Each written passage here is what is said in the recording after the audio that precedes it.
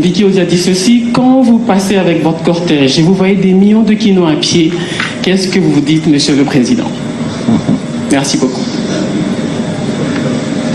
Bon, souvent d'ailleurs quand je passe avec mon cortège, les milliers de Kinois à pied me saluent. Je ne sais pas ce que je dois me dire. Est-ce que je dois être triste ou heureux? Moi, je suis heureux de saluer mes compatriotes quinois. Je crois que vous voulez faire allusion au transport. Ça, je le sais. On en voit des fois comme ça, surtout en temps de pluie, lorsque les rues sont inondées et que des gens sont obligés de marcher de longues distances, etc. Je suis le premier à le regretter, mais c'est pas un phénomène nouveau à Kinshasa. Vous devez comprendre que cette ville a longtemps été laissée sans urbanisation, sans politique d'urbanisation. Et vous avez tout ce que, donc c'est-à-dire les embouteillages, l'indiscipline routière, vous avez toutes ces conséquences à cause du fait qu'on a laissé grandir cette ville sans urbanisation. On est passé de un peu moins d'1 million d'habitants dans les années 60 à près de 20 millions d'habitants aujourd'hui. Donc vous voyez qu'en l'espace d'une cinquantaine d'années, à peu près, on a explosé, la démographie a explosé à Kinshasa sans être accompagnée par une politique de ce sens. C'est pour ça qu'aujourd'hui, nous parlons d'extension de la ville, parce que nous comprenons que vivre sur l'espace dans lequel nous vivons aujourd'hui devient impossible, intenable.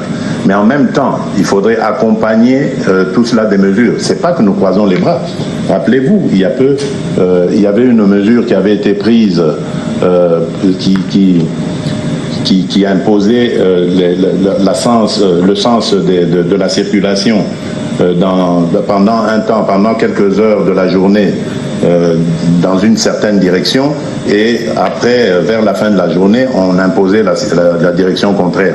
Nous avons pensé, après analyse et travail avec des experts, même en conseil de ministres, on a reçu ces experts qui nous ont expliqué que c'était possible et que ça pouvait marcher. Donc, malheureusement, l'expérience n'a pas abouti, n'a pas été heureuse, mais c'est pas pour autant que nous allons nous croiser les bras. Aujourd'hui, il y a quelques milliers d'agents complémentaires qui sont en train d'être formés et qui vont venir à la rescousse des agents de circulation, les policiers habituels, pour essayer, surtout dans les carrefours, parce que c'est là que commencent vraiment les embouteillages, et essayer comme ça d'aider à désengorger ces points d'engorgement. Donc, alors, première question. Nous ne croisons pas les bras, nous faisons des efforts. Mais c'est une situation qui nous tombe dessus, parce que c'est l'accumulation de plusieurs années comme ça de non-action, donc d'inaction. On est resté sans politique réelle de la ville, et voilà les conséquences. Aujourd'hui, nous avons au gouvernement des ministres de la ville dans l'objectif, justement, dans le but de pouvoir résoudre ces choses. Mais sachez-le, elles ne vont pas se résoudre en une traite, donc il faut prendre un peu de temps.